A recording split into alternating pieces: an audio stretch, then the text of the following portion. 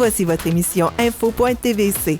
Grève mondiale pour le climat dans la Matapédia. Lancement de la Fondation Genélie Germain. Recherche archéologique à Cozapscal. Retour de la fête des moissons à Saint-Damas cette année. Conférence pour les intervenants le 11 octobre prochain. Hockey senior dans la Matapédia et campagne électorale fédérale dans notre circonscription.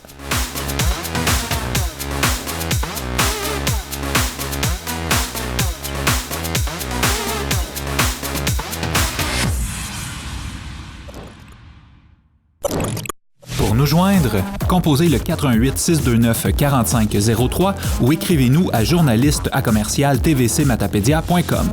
Restez à l'affût de toutes nos activités en nous suivant sur Facebook. Vous pouvez également regarder nos émissions en vous abonnant à notre chaîne YouTube. Bonjour et bienvenue à cette toute nouvelle édition d'Info.tvc. Encore une fois cette semaine, on vous a préparé des sujets aussi intéressants les uns que les autres. Vendredi dernier avait lieu la Journée mondiale pour le climat et des centaines de personnes sont descendues dans les rues d'Amqui. Nathalie et Francis sont allés recueillir des commentaires des citoyens qui ont participé à la marche.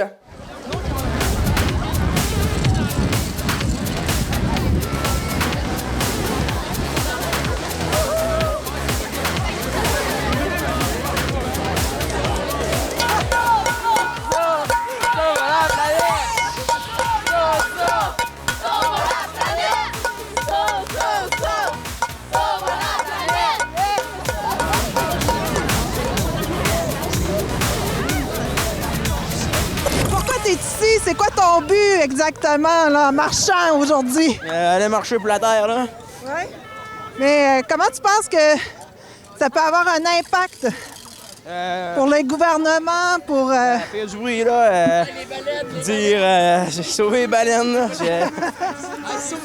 Faut nous faire entendre, là. Qui voient que c'est pas... pollution, c'est mal, là. Dis le slogan. C'est quoi votre slogan? C'est sauve-moi les baleines.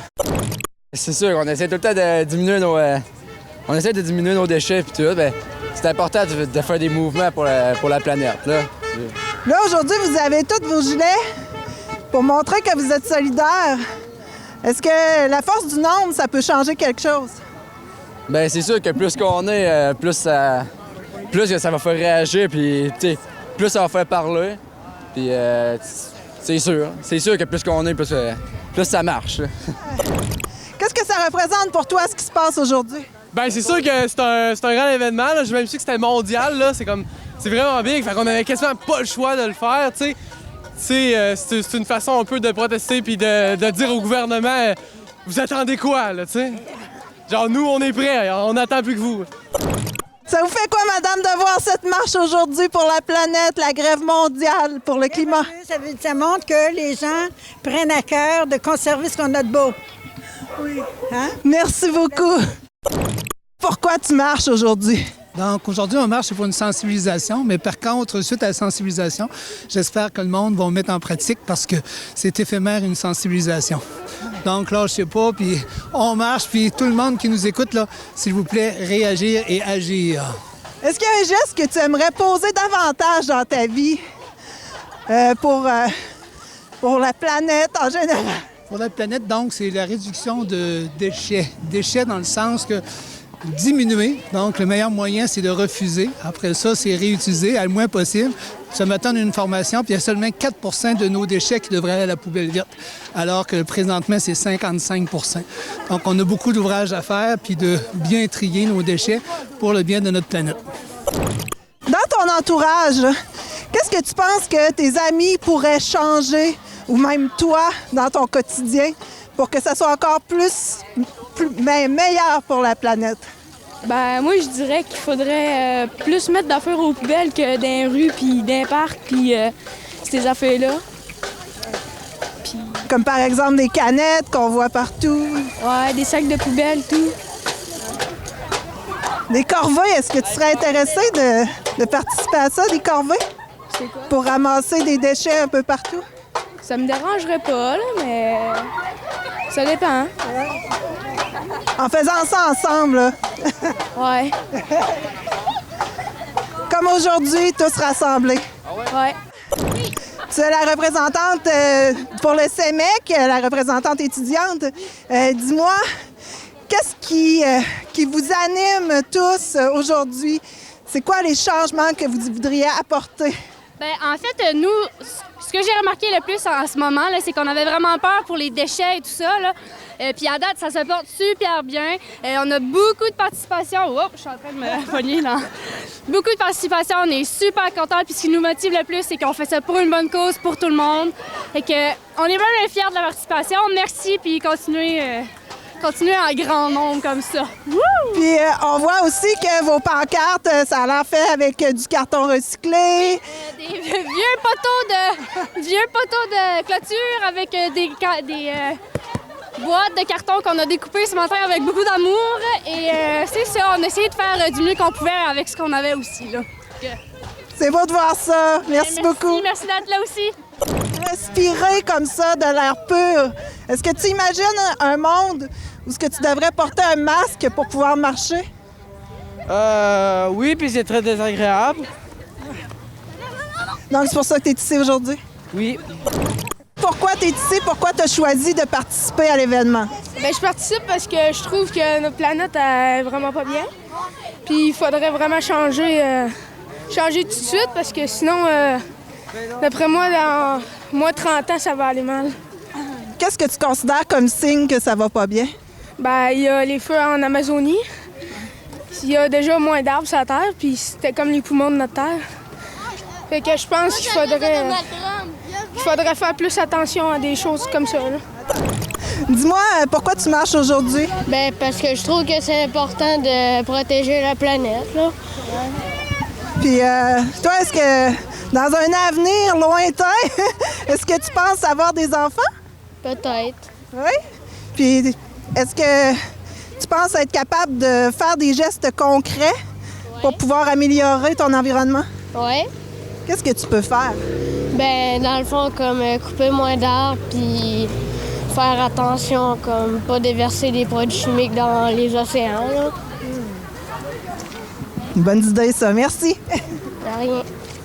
Est-ce que tu peux me dire, j'imagine que tu as entendu parler de Greta Thunberg, qui est un peu à la source de tout ce qui se passe aujourd'hui.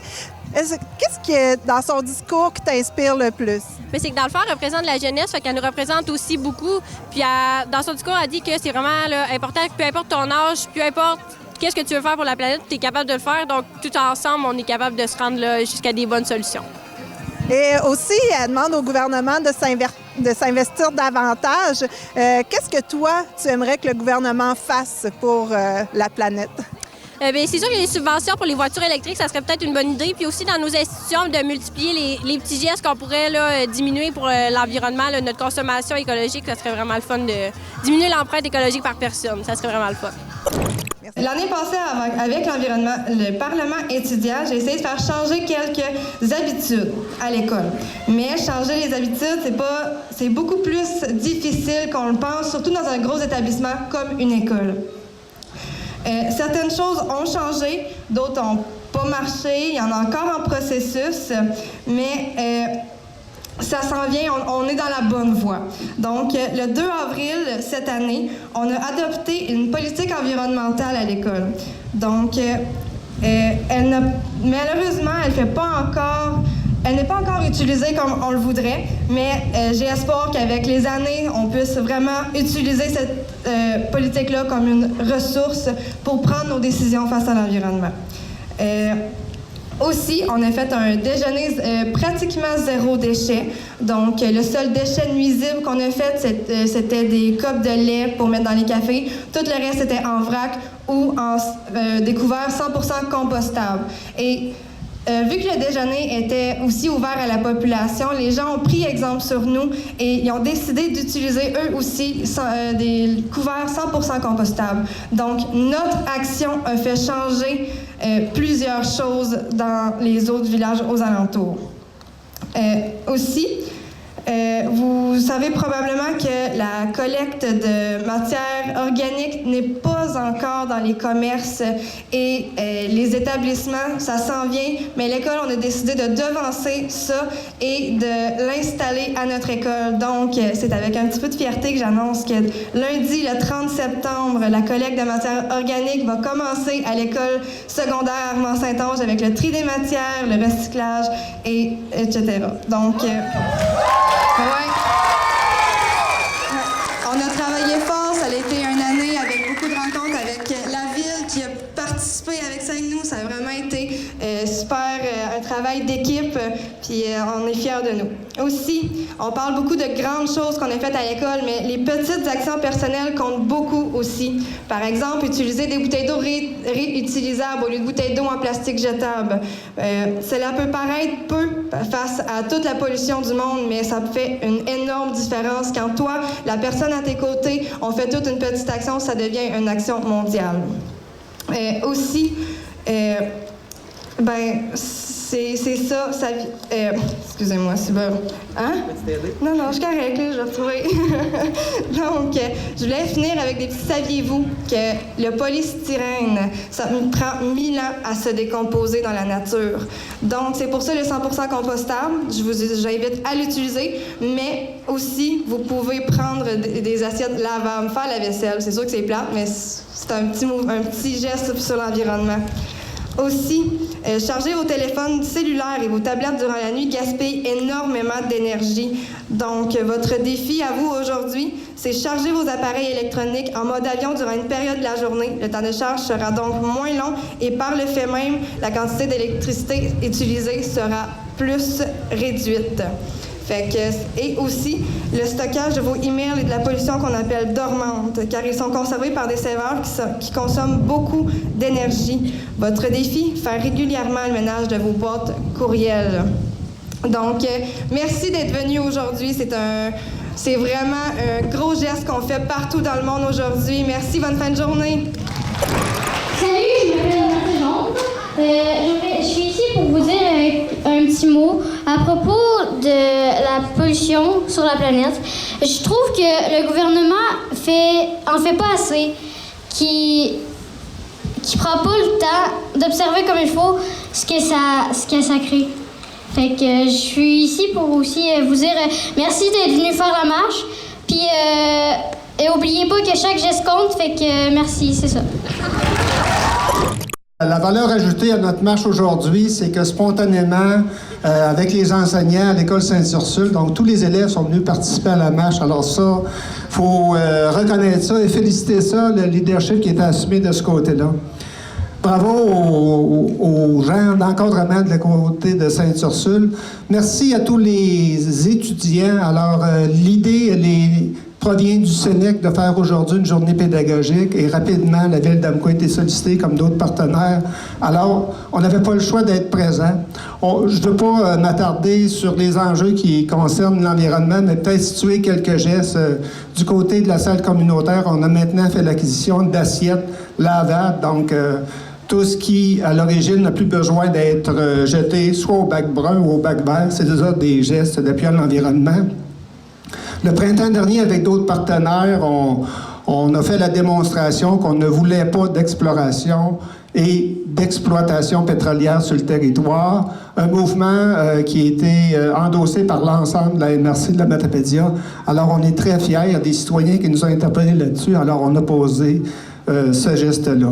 Mais d'abord et avant tout, aujourd'hui, il faut reconnaître le rôle qu'on a comme élu. On est un petit gouvernement de proximité, mais on a une responsabilité sociale d'être à l'écoute des citoyens des citoyennes qui nous interpellent sur l'enjeu de l'environnement. Je pense qu'on est capable de faire des petits pas qui vont devenir des grands pas. Donc, l'idée de penser globalement et d'agir localement devrait être notre cadre de référence pour réussir à renverser la vapeur. Je m'arrête là-dessus. Merci d'être là. Je suis très fier de vous, très fier des jeunes qui sont ici aujourd'hui. C'est pour vous qu'on va être là encore. Merci. Récemment, Michel Germain, un homme très connu dans la Matapédia, a lancé une toute nouvelle fondation en hommage à sa fille, la fondation Jenny Lee Germain, qui a pour mission de donner à manger à tous les petits Matapédiens qui ont faim. Nous sommes allés couvrir la conférence de presse de lancement de cette fondation. C'est sûr que la mission première, c'est de permettre à ce que les enfants de la vallée de la Matapédia qui ne mangent pas à leur faim puissent le faire. Le slogan de la Fondation, c'est pour que la faim est une fin. Alors, c'est la réalité première à laquelle on veut compenser avec l'argent qu'on va ramasser année après année. On veut qu'il reste autant que possible plus un enfant qui ne mange pas à sa faim sur tout le territoire de la MRC. Alors, quand on parle d'enfants, on parle de jeunes de 0 à 17 ans. Et tout le territoire de la MRC. Alors, c'est les 18 municipalités, s'il y a besoin d'aide. Jenny, c'était une petite fille qui était vraiment, qui avait, on m'a dit, une vieille âme. Elle avait 7 ans, 8 ans, 9 ans, mais elle se souciait de choses que des enfants de 7 ans, 8 ans, 9 ans, normalement, ne se soucient pas.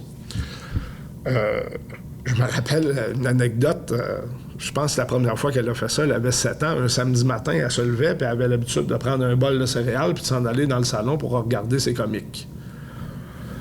Puis là, qu'elle fait ça, puis elle s'en va dans le salon. Puis là, à un moment donné, j'entends crier « Papa! » Puis je dis « Quoi? » Elle dit « C'est le Téléthon, puis tu me l'as pas dit. » Téléthon enfant soleil, puis tu me l'as pas dit. Ben, j'ai dit, je savais bien que tu le verrais. Hein? Tu ouvres la TV, puis... Elle a dit, c'est correct. Fait qu'elle finit ses céréales. Elle vient porter son plat, puis elle s'habille, puis elle dit pas un mot. Puis elle va s'habiller, puis elle sort de la maison, elle dit, je vais jouer dehors. Fait qu'elle est partie, puis elle est revenue au bout de 20 minutes, une demi-heure. Puis elle dit, tiens, elle dit, j'ai 16,49$ que j'ai ramassé. Elle a fait les maisons de 2-3 rues. Puis elle dit, tu vas-tu pouvoir appeler puis lui donner au Téléthon? Fait que ça a été une grande leçon pour moi. Moi, j'ai grandi dans la Ouate, j'ai pas de frère, pas de sœur, j'ai été... oui, il y avait de la misère, mais c'est quelque chose, quand j'étais jeune, qui me frappait pas. Mais nos enfants peuvent nous enseigner énormément de choses. Puis ça, elle m'a enseigné ça, avoir le souci des autres. Elle revenait de l'école régulièrement, puis elle disait, le soir, elle disait, elle dit, tel petit ami, elle a ouvert sa boîte à lunch à midi, il n'y avait pas grand-chose dedans. Là, tu te dis, mais t'as 8 ans, 9 ans, puis elle remarque ça. Ça que c'était ça. Jenny, c'était... elle avait beaucoup d'empathie, puis tout ça. Fait elle est partie avec sa mère et sa grand-mère. Je voulais trouver une façon de perpétuer. Moi, comme je vous dis, j'ai pas de frère, pas de sœur. Mes parents sont partis tous les deux. Ça va s'arrêter à moi, là, la lignée. Ça fait que j'ai dit, peut-être que si on pouvait perpétuer son nom dans une belle cause comme ça, lui rendre hommage. Ça serait une bonne idée pour lui rendre hommage, puis pour que les gens voient qu'est-ce qu'elle était. Parce qu'elle aurait 30 ans aujourd'hui, ça fait qu'on peut pas l'imaginer à 30 ans. Elle est figée dans le temps à 9 ans. Ça fait que c'est ça. C'est un peu comme ça qu'est né le projet de fondation. Monsieur Germain, vous venez de fonder la Fondation Jenny Germain, le nom de votre fille qui est malheureusement plus là aujourd'hui. Mais dites-moi, pourquoi avoir choisi la cause de la faim chez les enfants, ceux qui ne sont pas assez nourris? Est-ce que vous avez fait un sondage peut-être avec Moisson-Vallée pour voir s'il y avait des cas qui n'étaient pas encore résolus? Ou... Bien, en fait, on n'a pas contacté directement Moisson-Vallée, mais Moisson-Vallée existe. Le club des petits déjeuners existe dans certaines écoles. Il se fait des choses au niveau de la faim chez les enfants, mais il y a encore des besoins. Donc, ils font un travail extraordinaire à Moisson-Vallée. C'est formidable ce qu'ils font, puis le club des petits déjeuners. Mais il y a quand même des enfants qui ne mangent pas bien. Donc, on vient s'ajouter, si vous voulez, à ces organismes-là. Pourquoi on a choisi la faim? C'est que tout commence par là. Hein? Tout commence par la faim, en fait. On aurait pu, puis c'est des très bonnes causes aussi, aider les jeunes avec l'achat de matériel scolaire, ce qui n'est pas exclu, ce qui viendra peut-être dépendamment des sommes qu'on pourra ramasser. Des médicaments et tout ça, les frais de transport pour les examens à l'extérieur, des remboursements. Sauf que tout commence par une bonne alimentation. Si vous mangez bien, si vous mangez à votre faim, bien, vous allez à l'école, vous êtes plus concentré, vous avez des meilleurs résultats. Vous pouvez participer à des activités sportives, en équipe ou individuelle. Alors, toute la base de la vie, c'est boire de l'eau, puis manger. à sa fin. Alors, j'ai voulu aller à la base et c'est pour ça qu'on a opté pour ça, mais je suis obligé de réfréner mon enthousiasme un peu parce que ça se peut que ça déborde et j'espère que ça va déborder pour d'autres besoins.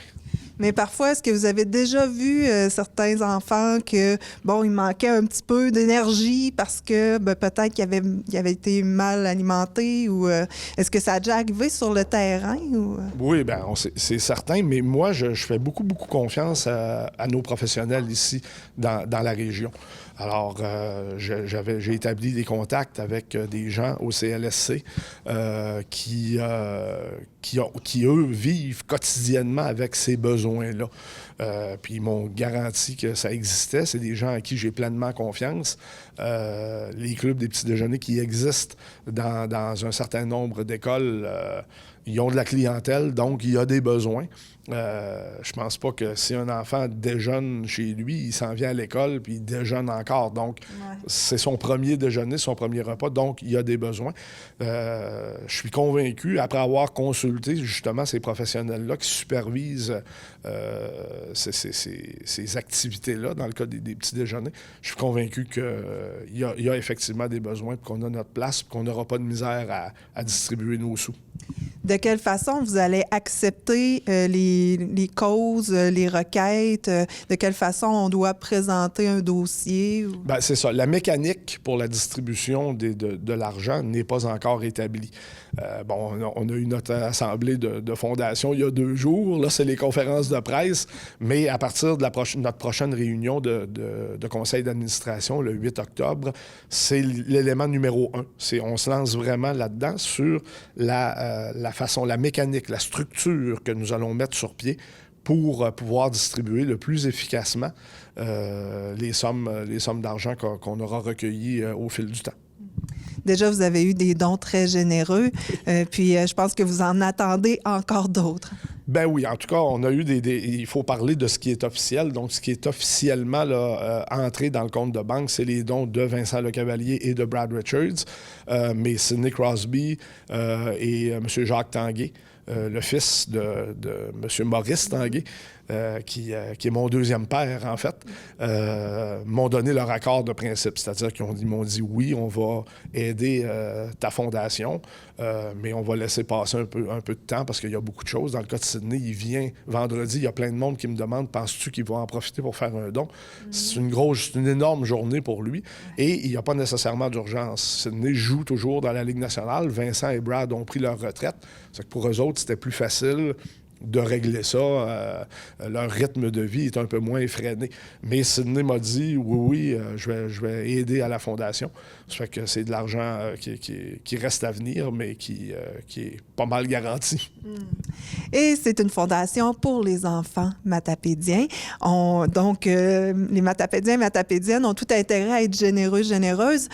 Comment on peut faire pour verser un don? Bon, c'est un peu le même principe que pour la façon dont on va les distribuer. On décide les premiers mois, on s'attaque, c'est peut-être pas le bon terme, mais on va aller plutôt du côté commercial, c'est-à-dire les entreprises. Puis les dons individuels, on va mettre sur pied aussi une mécanique, tout ça, mais ça va venir plus tard. On veut vraiment que les entreprises de la région s'impliquent, si elles le veulent bien. Tout ça, alors on va faire une sollicitation en 2 vagues. Puis quand on va avoir, parce que la vice-présidente du conseil d'administration, Cathy Dufour, elle va s'occuper du territoire de Rimouski parce que on sait que les gens de Rimouski, de par l'implication de la famille Tanguay, de par l'implication de Crosby, Lecavalier et Richards, les gens de Rimouski vont vouloir donner à la fondation, même si c'est uniquement les enfants de la Matapédia qui vont en profiter. Donc, Cathy va s'occuper de rencontrer les hommes d'affaires, les entreprises de Rimouski. Puis c'est ça qu'on va faire dans un premier temps. Quand on va avoir terminé notre tour des entreprises régionales, ben là, on va peut-être aller dans les dons individuels. Puis là, ben, la mécanique, encore là, est à venir à ce niveau-là. Mais ça, c'est plus à moyen terme, donc il n'y a pas nécessairement d'urgence de ce côté-là. Mais on va vous suivre parce qu'il y a déjà une activité de prévue, là, Blackjack. Oui, oui, effectivement. Alors, c'est un petit peu un modèle qui me permet de préciser là, notre façon de voir les choses. Il y a une activité Blackjack qui est déterminée. Maintenant, il faut déterminer à quel endroit on va la faire, quelle sera la structure de la soirée. Il y aura une partie spectacle à l'intérieur de l'événement. Est-ce qu'on le place au début, au milieu de la soirée? C'est que tout ça est à venir, sauf que c'est vraiment, ça va être vraiment notre activité principale de financement, puis c'est pour en 2020. Alors, on va travailler, on va bien faire les choses et tout ça, mais il reste beaucoup de détails à venir. Alors, on va vous suivre, évidemment. Merci beaucoup et félicitations pour ce beau projet. C'est moi qui vous remercie de votre présence. Nathalie a vécu le rêve de tous les enfants, rencontrer un archéologue et devenir un archéologue. Elle est allée à la Matamaja qui fait présentement des fouilles archéologiques en même temps que des rénovations pour voir qu'est-ce qu'ils peuvent trouver comme artefacts. Bruno, on sait que vous avez reçu des bons montants pour faire les rénovations ici des bâtiments. Comme ils sont patrimoniaux, c'est sûr que c'est plus touché. Puis, on voit, entre autres, que ça a été élevé et qu'il y a des fouilles qui vont se faire en dessous par un archéologue. Dis-moi, ça prend toute une ampleur. Effectivement, dans le cas des travaux ici, étant un site classé par le ministère de la Culture et des Communications du Québec, il était requis d'avoir un archéologue qui allait faire de la surveillance archéologique dans le cas de l'excavation. Ici, c'est la remise à canot. Il fallait soulever la remise à canot car on avait beaucoup de travaux à faire au niveau de sa structure et pour l'étanchéité du sol aussi. Donc, l'archéologue est ici aujourd'hui pour faire la surveillance archéologique. Par la suite, le bâtiment va être installé sur pieux vissés. Donc, à chaque endroit où il y aura des pieux vissés, l'archéologue va faire un sondage archéologique et cela va permettre de vraiment identifier s'il y a des vestiges archéologiques sur le site. Ce qui est important de mentionner, c'est que le site ici est un fort potentiel archéologique, étant donné la présence de la rivière Cozapscal et de la rivière Matapédia qui se rencontrent, donc les fourches. Ça fait en sorte que possiblement il peut y avoir des vestiges, entre autres, des Micmacs qui ont occupé le territoire bien avant l'arrivée de Lord Mount Stephen dans la région. Et on sait que c'est pas seulement ce bâtiment-là dont il est question. En avant aussi, ça va être un peu partout. Là. Sur tous les bâtiments, il va y avoir des rénovations. Effectivement. La remise à canot, c'est sûr que c'est lui qui avait le plus grosse intervention à faire. Par la suite, ça va être surtout des interventions au niveau charpenterie, menuiserie. C'est gratter les bâtiments, refaire la peinture, changer les morceaux de bois qui sont le parement extérieur qui sont pourris, qui doivent être faits à neuf. Donc, il y a déjà plusieurs interventions qui ont été faites par l'entrepreneur. Il a enlevé des vieux morceaux, il a emmené ça en atelier. Les portes, les fenêtres, ça va être apporté en atelier cet hiver et ça va être restauré dans le courant de l'hiver par lui. Il va les rapporter seulement l'an prochain. L'an prochain, pour cet automne, ce qu'il veut faire, c'est vraiment gratter les bâtiments, l'amener le plus près possible à être prêt pour le peinturage, pour la phase de peinture. Et il va travailler sur les autres structures. C'est surtout des balcons, là, pour ce qui est des autres structures qui vont être installées eux aussi sur pieux vissés. Dans l'ensemble, le chantier, on est déjà rendu quasiment à 935 000 $ pour le coût total. Donc, c'est quand même un gros investissement qui est fait ici à Matamaja. On peut rappeler que c'est les gouvernements du Canada avec Patrimoine canadien, ainsi que le ministère de la Culture et des Communications du Québec et la Ville de Cozapscal qui participent financièrement à la restauration complète des bâtiments de Matamaja. On peut espérer que le tout va être prêt pour l'ouverture à l'été prochain? Non, malheureusement, ça ne sera pas prêt à l'été prochain pour l'ouverture. Il va y avoir encore des travaux. Il va falloir adapter la saison touristique en conséquence, tout dépendant où va être rendu l'entrepreneur dans ses travaux. Mais oui, il va y avoir un impact sur la saison 2020 par rapport à l'ouverture du site. C'est assuré. Il va falloir faire avec. Là. Mais c'est pour une bonne cause et ça va être super bien là, pour la région. Alors, merci beaucoup, Bruno. Merci. Bonne fin de journée. Monsieur Chrétien, vous êtes ici, vous faites des fouilles un peu, en quelque sorte. Jusqu'ici, qu'est-ce que vous avez trouvé là, qui vient un petit peu titiller votre imagination?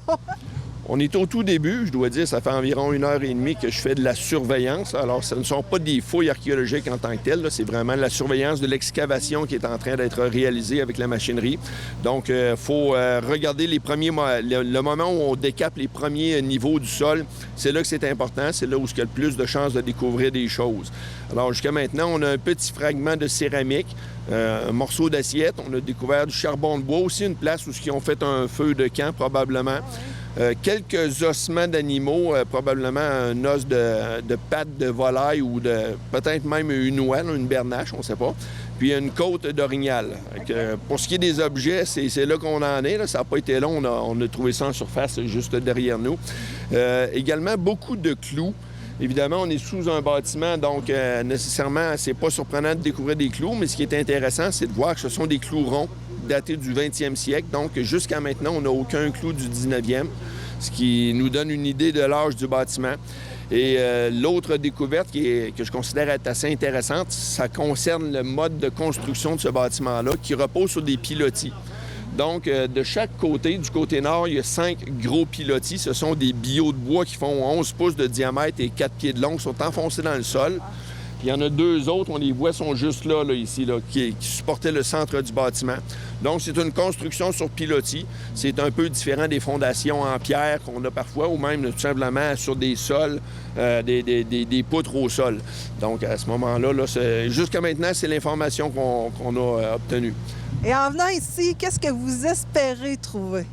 Ah, bien, tous les espoirs sont permis. On pourrait découvrir du matériel amérindien. On est dans un endroit qui est particulièrement propice à ça, en ce sens qu'on est à la jonction de 2 rivières importantes. On a la rivière Matapédia derrière nous, bien entendu, et on a la rivière Cozapscal qui vient se jeter dedans. Donc, les intersections de cours d'eau importants sont des endroits qui étaient très favorisés pour l'établissement des Amérindiens. Donc, puis on a un autre petit ruisseau qui passe juste là, sur le côté. Donc, on est comme dans un carrefour assez intéressant. Donc, c'est une possibilité. Mais dans un contexte comme celui-ci, on s'attend surtout à trouver des choses qui sont en lien avec l'occupation historique du lieu. Là. C'est un site de pêche patrimonial. C'est donc ça qu'on a le plus de chances de découvrir. Je ne sais pas, des hameçons, des morceaux de bateaux, des rames ou quoi que ce soit là. Qu'est-ce que vous allez faire avec ces trouvailles-là? Qu'est-ce que ça va apporter? Ça va nous apporter une connaissance qu'on n'a pas, parce que souvent, on a des documents écrits qui nous racontent l'histoire du lieu, mais les objets, eux, nous parlent du quotidien, du vécu des gens, des choses qu'on ne décrit pas habituellement dans les documents. Alors, ça nous donne un accès à une autre dimension de ce qui se passait ici, là. Donc, est-ce que les fouilles vont se faire encore longtemps ici? Bien, tant que ça va creuser, moi, je fais la surveillance. Et après ça, je vais entreprendre de réaliser 28 sondages manuels. Donc, je vais creuser moi-même avec une pelle puis une trubelle. Je vais faire des trous de 50 cm de côté. Je vais descendre ça environ de 30 à 50 cm de profondeur, aux endroits où il va y avoir des pieux là, pour supporter les galeries et ces autres structures-là. Donc, ça va nous donner une idée de l'étagement des couches du sol. Si on retrouve des objets associés, que ce soit à l'occupation historique ou même plus anciennement à l'occupation des Amérindiens. Eh bien, très intéressant tout ça. Et si on va avoir un compte-rendu, est-ce que vous allez publier quelque chose? Il y a un rapport qui va être produit, qui va être déposé ici au site de pêche patrimoniale Matamaja. Donc, éventuellement, ce sera à l'organisation de le rendre public. Alors, merci beaucoup, M. Chrétien. Très heureuse de voir tout ça aujourd'hui. Ça m'a fait plaisir. Stéphane Pinault de la MRC de la Matapédia vous invite à la Fête des moissons édition 2019. Stéphane, la Fête des moissons revient cette année. Et puis, dis-moi, où ça se passe cette année? Cette année, c'est à Saint-Damas. Donc, on s'en va dans le secteur ouest de la Matapédia. Ça va être la 13e fois qu'on fait la Fête des moissons. On a commencé en 2007. Donc, non, c'est une superbe fête conviviale où est-ce que on en profite pour, entre autres, remercier les bénévoles dans les communautés. Donc, pour une autre année, on a fait un concours bénévole pour inviter les gens à proposer des candidatures. Donc, dans le cadre de la Fête des moissons, on va souligner ces personnes-là pour leur dire merci pour les bons coups qu'ils ont fait pour le développement dans leur communauté, entre autres. Ouais, mais là, c'est terminé, là, le dépôt de candidature. Oui, le dépôt de candidature est terminé. Là, les candidats qui ont été sélectionnés ont été contactés ou sont sur le point de l'être pour les inviter à l'activité. Donc, l'activité va avoir lieu le 10 octobre. Donc, c'est un jeudi, formule 5 à 8. Au centre communautaire de Saint-Damas. Donc, ça va être une belle occasion de rencontrer ces gens-là. Puis, c'est bien parce que c'est une activité qui permet aux gens de pouvoir fraterniser puis qui travaillent sur des enjeux des fois communs en plus. Puis, en apprennent un peu aussi sur la personne, qu'est-ce qu'elle a fait de bien dans sa communauté. Tout ça, c'est une belle activité. C'est très mérité parce qu'on sait que sans les bénévoles, il y a beaucoup d'événements qui ne pourraient pas exister tout simplement. Alors, on vous souhaite une très belle rencontre. Puis, j'imagine qu'on va pouvoir diffuser quelques photos de tout ça. Oui, tout à fait. Bien sûr, lors de la soirée, là, on prend des photos, puis on veut aussi, c'est une façon pour nous là, de pouvoir leur souligner les bons coups qu'ils ont fait. Donc, on prend une photo, on va diffuser l'information et même ici à l'interne, les conseillers locaux qui travaillent avec les municipalités vont renvoyer là, des articles là, dans les journaux locaux pour souligner le travail de ces personnes-là. Donc, c'est une fête qui est très gratifiante, puis je pense que les gens aiment y participer. C'est pas pour rien qu'on a réussi à faire 13 ans, c'est parce que je pense que les gens l'aiment, l'apprécient, puis ils veulent continuer d'y assister. Il y a même des gens qui sont là depuis la première rencontre, puis il y a des municipalités qui n'ont pas encore été visitées. Ouais. Donc, faut que ça continue. Mais oui, à chaque fin de moisson, on tire parmi les municipalités qui ne l'ont pas encore reçue, celles qui pourront la recevoir l'an prochain. Donc, l'an prochain, ça va être une autre municipalité qui va avoir le bonheur d'accueillir l'activité. On s'en reparle. Merci beaucoup, Stéphane. Merci, Nathalie. Andréane Deveau de Cosmos est passée dans nos studios pour vous présenter une journée complète de conférences sous le thème des jeunes et de la santé mentale qui se tiendra le 11 octobre prochain à Amqui. Andréane, cette fois, on va parler d'une conférence qui va avoir lieu le 11 octobre. C'est encore pour les intervenants. C'est sous le thème super-héros. Puis, ça concerne un peu la santé mentale des jeunes. Est-ce que tu peux me parler? Il va y avoir 5 thèmes abordés cette fois-ci. Oui, absolument. C'est des experts terrain qui viennent nous parler, entre autres, du trouble d'opposition, les enfants qui sont exposés à la violence conjugale, la violence amoureuse chez les adolescents. Sujet aussi très pointilleux, des jeunes qui doivent témoigner à la cour, un programme novateur qui les aide à témoigner, et puis l'univers émotif des garçons. Et puis, ça concerne les intervenants parce que là, en plus, ça va être vraiment des professionnels qui vont être sur place, qui vont pouvoir répondre à leurs questions. Absolument. L'équipe de Conférences Connexion qui offre ces formations-là offre parfois la web diffusion. Ça a déjà été le cas à Amqui aussi, mais là, ils se déplacent vraiment sur place, à la salle Jean Cossette, et ils vont être là directement pour répondre à nos questions. Est-ce que c'est encore possible de s'inscrire ou comment ça fonctionne exactement pour l'inscription? Oui, l'inscription se fait en ligne, le paiement aussi, sur le site web de Conférences Connexion. Par contre, si vous allez sur le site web Cosmos Matapédia, section événements, vous allez retrouver l'hyperlien qui va vous mener à l'inscription. Et ça, c'est une journée quand même entière qu'il faut se réserver, là. Oui, absolument. C'est de 8h15 à 15h15, si je me souviens bien. Oui, c'est ça. Et donc, c'est une journée complète, très enrichissante. Et Andréane, si on va avoir plus d'informations, c'est possible d'aller sur le site Connexion. Puis je pense qu'il y a un coût relié à ça, mais c'est vraiment tout écrit là, sur le site Connexion. Et il y a une personne ressource en plus si on veut avoir plus d'informations. Oui, si vous avez de la difficulté à vous inscrire ou si vous voulez d'autres informations, vous pouvez contacter Jennifer Letarte à info@conférenceconnexion.com. Merci beaucoup, Andréane. Merci, Nathalie. Avez-vous aussi hâte que moi que la saison d'hockey senior recommence? Guylain Raymond est passé dans nos studios pour nous parler de la toute nouvelle saison du bar laser de Cozapscal. Guylain, il y a eu l'Assemblée générale le 6 septembre dernier pour parler de la Ligue d'hockey senior Desjardins. Dis-moi, qu'est-ce qui en est ressorti finalement? Bien, en fait, c'est que l'Assemblée générale, les 4 équipes étaient représentées. C'était Gaspé, les Corsaires, les Vikings de Grande-Rivière, le Nordais de Saint-Anne-des-Monts, ainsi que le bar laser de la Vallée. Le bureau de direction qui est composé du président Renaud Valois, Gino Cyr, VP, moi-même, VP, ainsi qu'Alain Paradis. Et le comité de discipline et l'arbitre en chef étaient là. Alors, on a discuté beaucoup de points à améliorer, beaucoup de choses à améliorer pour la saison 2019-2020 et le retour des 4 concessions. mais en essayant d'avoir un meilleur équilibre des 4 équipes. Alors ça, c'était un gros enjeu parce que les gens ont dû céder un peu de territoire, comme la Vallée a cédé des territoires de Matane pour Saint-Anne-des-Monts. Parce que Saint-Anne-des-Monts avait une bonne équipe, mais manquait un peu de joueurs de profondeur parce qu'il n'y avait pas un grand territoire. Et du côté de Grande-Rivière, eux, il y avait la permission d'aligner 4 joueurs qui viennent un peu du secteur Carleton, Passepébiac, New Richmond.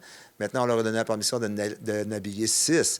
Alors, comme ça devrait hausser le calibre un peu. Puis ça devrait se rapprocher des 2 meilleures équipes qui étaient normalement à la Vallée l'année passée et Gaspé. Fait que le spectacle devrait être meilleur cette année encore, avec 4 belles équipes équilibrées. On peut s'attendre à combien de rencontres en tout? Bien, un peu le projet du hockey senior, comme on fait en ce moment, ça ressemble un peu que quand j'étais en Europe, la 3e division puis la 2e division, c'est 14 matchs, puis c'est pas trop lourd, parce que la raison est simple, ce sont tous des joueurs travailleurs. C'est pas des gars qui gagnent leur vie avec ça. Puis comme vous savez, dans la ligne senior, c'est des gars locaux. Nous, c'est une coopérative, fait qu'il n'y a pas de paye à rien, fait que c'est les spectateurs qui viennent, puis les gens, ils payent le comité paye des dépenses un peu aux joueurs, mais il n'y a pas de revenus monétaires comme tel. Fait que ça, c'est le hockey comme ça, c'est excellent. Fait que à 14 matchs, c'est assez pour eux. Fait que la saison débute au mois de novembre et se termine à la fin de janvier. Et après, tu as les séries de fin de saison. Fait que c'est pas trop lourd, sauf qu'on a des distances, ça, c'est sûr. On a un peu de voyagage parce qu'on parle de Gaspé, de Grande-Rivière et de Saint-Anne-des-Monts. Et est-ce qu'on peut nommer des joueurs qui vont être de retour cette année? Bien, je sais pour l'instant ce que j'ai vu, parce que comme moi, je ne suis pas dans le comité du bord laser, je suis plus dans la ligne. Ce que j'ai vu, c'est qu'il y a beaucoup de joueurs qui ont joué l'année passée dans les 4 concessions qui reviennent. Et ça, c'est un plus. Si les joueurs reviennent, ça veut dire qu'ils ont aimé dans le produit qu'ils ont eu et aussi la sécurité des joueurs. Parce que ça, c'est un point que je vais amener, c'est que depuis l'an passé, puis depuis plusieurs années, il y a une nouvelle ouverture, une nouvelle culture aussi dans le hockey au niveau de la sécurité des joueurs à cause des commotions cérébrales. Et que ce soit dans tous les sports de contact, on doit penser à cette chose-là, les commotions cérébrales, de protéger les joueurs. Et c'est clair que quand il arrive des situations, on informe nos officiels, on informe tout le monde. Mais ce que je peux dire, c'est qu'il y a une culture qui change, la nouvelle génération qui arrive de jeunes. Eux sont plus habitués à cette culture-là que les plus vieux dans la trentaine, où c'était vraiment, avant de jouer la rondelle, on frappe pour arracher la tête de l'autre, là, en bon québécois. Aujourd'hui, c'est plus ça. C'est vraiment, on rentre bâton à bâton et on prend l'épaule après. C'est ça l'enseignement, le nouvel enseignement de Hockey Canada et partout en Amérique du Nord ou en Europe. C'est vraiment penser à la protection, à la sécurité des joueurs, surtout avec les commotions cérébrales, comme je disais. Puis ça vient du sommet de 2010 à Montréal. Et puis ici, on veut voir l'horaire des parties qui vont avoir lieu. On peut trouver ça, j'imagine, sur Internet facilement. Oui, bien prochainement, l'horaire est en train de se bâtir. Prochainement, elle va être sur Internet, sur les sites Facebook des Loisirs de Causa, Facebook du Bar Laser ou Facebook des Corsaires ou du Nordais ou bien des Vikings. Ces 4 équipes-là. On a parlé aussi d'expansion. C'est un point qui s'est parlé parce que... Mais avant d'avoir de l'expansion, on voulait vraiment avoir 4 équipes équilibrées. Alors, prochainement, il y a sûrement des villes qui vont demander des expansions, mais encore là, ça sera du cas par cas parce qu'on ne peut pas déshabiller une équipe pour habiller l'autre. Fait que le bassin de joueurs n'est pas de 100 000 dans le Bas-Saint-Laurent-Gaspésie. Alors, il faut faire attention pour avoir des joueurs locaux parce que si on met des joueurs étrangers là-dedans, c'est la fin des projets comme ça. Et l'objectif, c'est d'avoir les joueurs locaux qui reviennent à tous les fins de semaine et qui travaillent ici dans la vallée. Quand un jeune s'en va à l'école à 18 ans à Rimouski ou à Rivière-du-Loup ou à l'extérieur, s'il revient jouer au hockey, souvent, 18, 19, 20 ans, 21 ans, il va se faire une blonde puis il va rester ici. C'est un peu le projet qu'on avait fait en 92, puis c'est comme ça qu'on voudrait ramener des jeunes. Puis ça se fait au hockey, mais on peut le faire au volleyball, on peut le faire dans bien d'autres sports. C'est juste que ça prend des bénévoles pour le faire. Oui. Puis on vous souhaite une belle assistance parce que c'est ça qui fait l'ambiance. Oui, on espère. L'engouement l'année passée, c'était au-dessus de 500 personnes partout dans la ligne par match. Fait que c'était une belle engouement. C'est un beau samedi soir, une sortie, venir jaser, prendre une coupe de bière. Pas trop, parce qu'on n'a pas le droit d'en prendre trop, mais avoir du plaisir, avoir du fun. Alors, merci beaucoup, puis on vous souhaite une belle saison. Merci. Merci.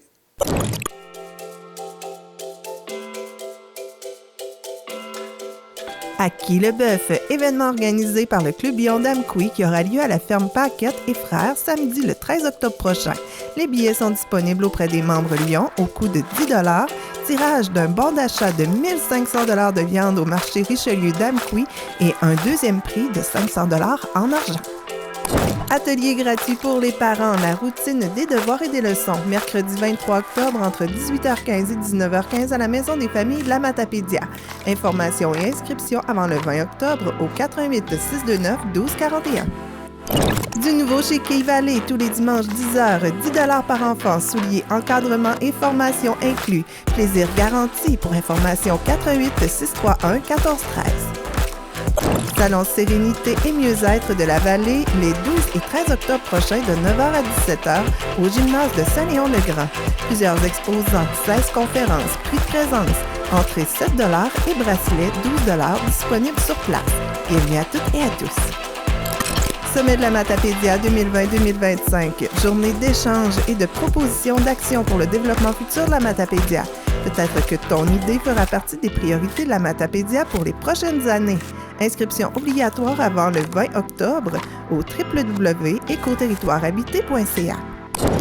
Toujours à la Maison des familles, les parents qui souhaitent améliorer leur coparentalité peuvent s'inscrire gratuitement à 3 rencontres qui auront lieu entre 17h et 20h le 29 octobre et les 12 et 26 novembre. Repas gratuits, halte garderie et aide aux devoirs sur place. Le but est d'améliorer le partage des tâches, mieux communiquer et enrichir sa vie de famille. Réservez votre place avant le 21 octobre au www.cosmos.qc.ca/Matapédia/événements.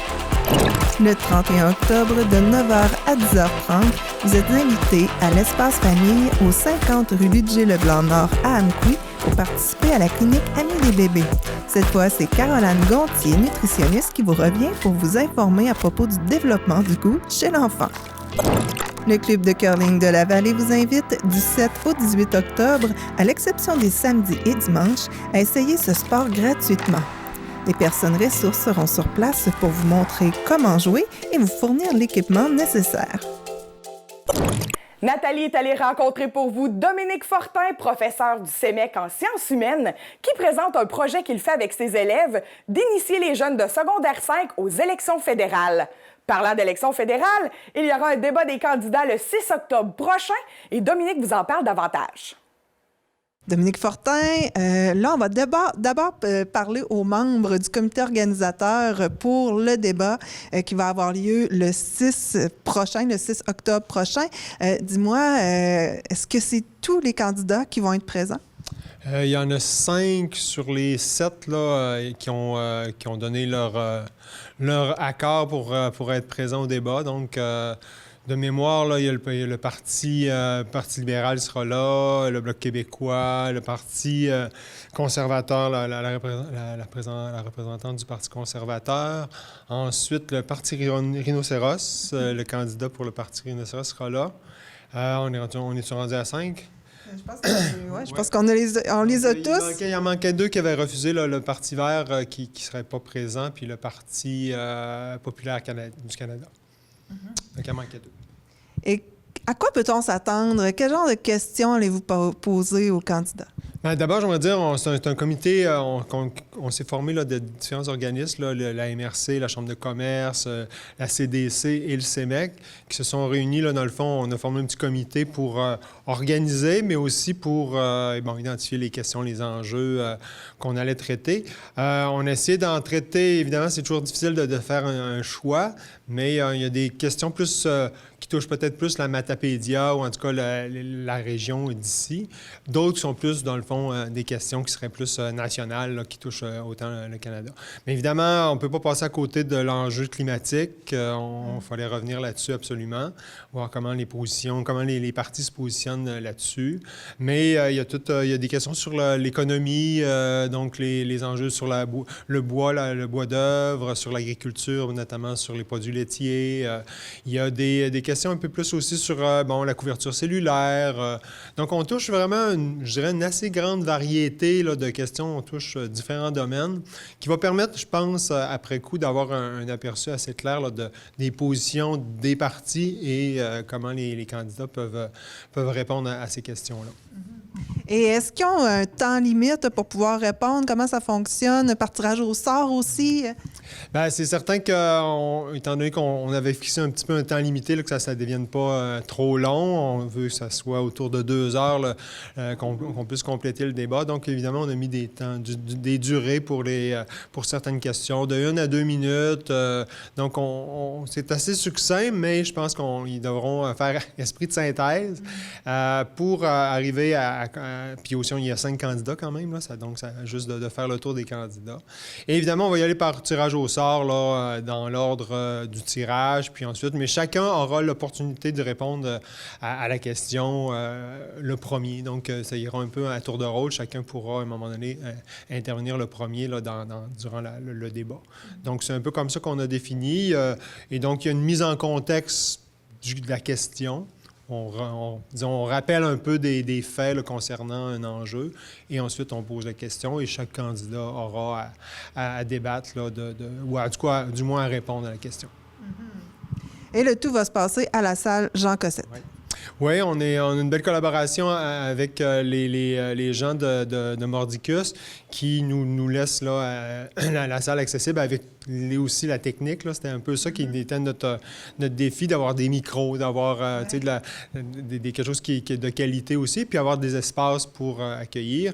Donc, on a choisi un dimanche. C'était un risque, mais en même temps, des fois, la semaine, les gens sont pas mal occupés, les soirées, c'est difficile de rejoindre tout le monde. Le temps de la chasse, il y a un peu... Toutes ces données-là, on les a mis ensemble, puis on a dit un après-midi de dimanche, les gens sont plus disponibles, la famille, c'est plus facile aussi à gérer, les garderies, tout ça.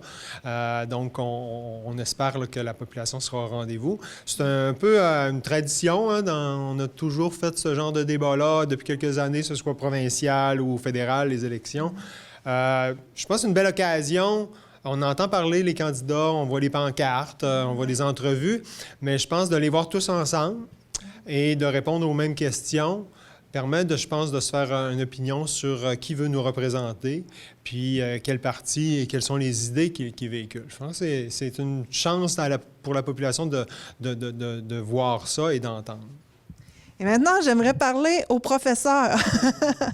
Oui, bien, dans le fond, la transmission des connaissances des jeunes ici en sciences humaines qui vont aller apprendre un peu ce qu'ils ont appris aux jeunes de l'ASSO, là, de l'École secondaire Armand-Saint-Ange. Comment ça se passe exactement? Comment ils vont livrer leur message? Okay. Bien, d'abord, ça a été, dès le début de la session, moi, je leur ai lancé comme un peu un défi en disant, regardez, il y a un problème, puis on va essayer d'être... vous allez essayer d'être des acteurs qui trouvent un peu, qui participent à changer quelque chose par rapport à ce problème-là. Et le problème, c'est la faible participation aux élections, puis particulièrement une faible participation plus encore chez les jeunes électeurs. Et donc, à partir de ce constat-là, moi, je leur ai dit, bien maintenant, qu'est-ce qu'on peut faire? Et une des solutions qui est souvent soulevée, c'est l'éducation citoyenne. Pour avoir le goût d'aller voter ou pour avoir les outils pour aller voter, il faut avoir une connaissance, certaines informations concernant différentes choses, le système électoral, le système politique du Canada. Qu'est-ce que ça fait un député dans la vie? Ça nous représente, mais comment? C'est quoi le travail d'un député? Les partis, c'est quoi? Comment ça fonctionne? C'est composé de quoi? Quand il y a quelqu'un qui est élu, c'est pourquoi? Là, c'est comment? On compte ça comment? Etc. Donc, toute une espèce de mécanique qui, quand tu es adulte, ou que tu l'as déjà vu, tu connais un peu quand même l'ensemble, mais quand tu as 18 ans et tu as le droit de vote, là, puis qu'on ne t'a jamais vraiment parlé de ça, ou très peu, pourquoi tu t'aurais le goût d'aller voter si tu n'as pas tous ces outils-là? Donc, je leur ai donné un peu ce défi-là, puis en même temps, j'ai dit, on va faire une pierre deux coups, parce que vous-même, ils ont 19-20 ans, là, les jeunes du cégep, là, donc ne sont pas tant outillés que ça non plus. Donc, en même temps, ils ont dû s'outiller eux-mêmes en premier. Puis ensuite, de préparer une petite formation. Hein, c'est comme une formation de 50 minutes pour aller auprès des étudiants de 5e secondaire. Et là, il a fallu faire la recherche, monter un outil, se documenter, rendre ça aussi vulgarisé. Des fois, c'est complexe, puis c'est exprimé dans des mots qu'on n'utilise pas au quotidien. Comment essayer de dire ça simplement pour faire comprendre, sans dénaturer les propos, tout ça. Donc, il y avait un travail là, de leur part, puis aussi de rendre ça intéressant. Tu sais, c'est ça aussi, de dire, gars, il ne faut pas que ça soit juste l'information, puis fait que de trouver une façon, avec on a des petites vidéos, on va faire voter justement de façon fictive les jeunes, tu sais, donc ça rend un peu plus interactif. Il y a un petit questionnaire, on monte un petit questionnaire, un petit quiz pour voir leur niveau de connaissance. Donc, de rendre ça interactif, actif, puis de les intéresser, c'est un peu de planter une graine. Ouais, hein, ils ont 16, 17 ans, plante la graine là. On espère qu'il y aura des gens après nous qui vont aller l'arroser de temps en temps, qui vont aller désherber, pour que quand ils auront 18 ans puis qu'il y aura des élections provinciales, fédérales, municipales, bien que cette graine-là aura un peu germé, qui aura poussé, puis qu'ils auront le goût et les outils pour aller voter. C'est vraiment l'objectif, puis je pense que j'ai une belle équipe qui ont travaillé fort, ils vont faire ça super bien, je suis là. On va les rencontrer eux aussi, mais avant, je voudrais savoir, est-ce que les jeunes ont un intérêt, est-ce qu'ils posent des questions, est-ce qu'on ressent que oui, ça fonctionne? Ah, c'est intéressant ça. À prime abord, pas tant. Mais quand ils commencent à fouiller un peu, elle commence à lire là-dessus, puis à jouer avec ces notions-là, député, gouvernement minoritaire, majoritaire, élection, mode de scrutin, tu sais, quand ils commencent à fouiller là-dedans, là, les questions viennent. Puis là, l'intérêt vient parce qu'ils commencent à comprendre. Quand tu commences à comprendre quelque chose, tu veux en savoir encore plus. Quand tu sais rien, c'est comme ça éteint un peu en disant bah, « ça m'intéresse pas parce que je connais rien ». C'est trop lourd, exactement. Mais dès qu'il met je dirais, le pied dans la porte, on voit que là, ça s'ouvre, puis il y a l'intérêt, puis ils posent des questions, puis ils veulent comprendre. Puis plus ils comprennent, bien, tu sais, il y a un sentiment de valorisation en disant « je maîtrise mieux cette notion-là maintenant ». Puis là, on est dans un contexte électoral, on parle de ça tous les jours. Donc, ils entendent passer des nouvelles, puis ils s'aperçoivent qu'ils sont mieux outillés pour détecter, comprendre ces choses-là. Donc, c'est un effet d'entraînement, je dirais. C'est juste faut planter la graine, je pense. En tout cas, c'est notre souhait. Alors, bravo pour cette initiative et puis on va voir ce qui va se passer aux élections. Oui. Merci. Merci beaucoup. Le débat des candidats sera aussi capté parce que l'équipe de la TVC sera sur place. Donc, vous pourrez avoir la chance de voir le débat des candidats. Nous vous préparons aussi une émission spéciale qui présente les candidats avec leur plateforme électorale. Le débat et l'émission spéciale seront présentés la semaine précédant les élections. Mais en attendant, je vous invite à jouer au Télébingo parce que ce dimanche 6 octobre, la carte pleine sera à 1 000 $. Dimanche 6 octobre, carte pleine, 1 000 $. Dites-le à vos amis. Je vous souhaite une très bonne semaine. Informatique Barest est responsable de l'entretien du matériel informatique de votre TVC. Informatique Barest, vente et réparation d'ordinateurs, services commerciaux et résidentiels.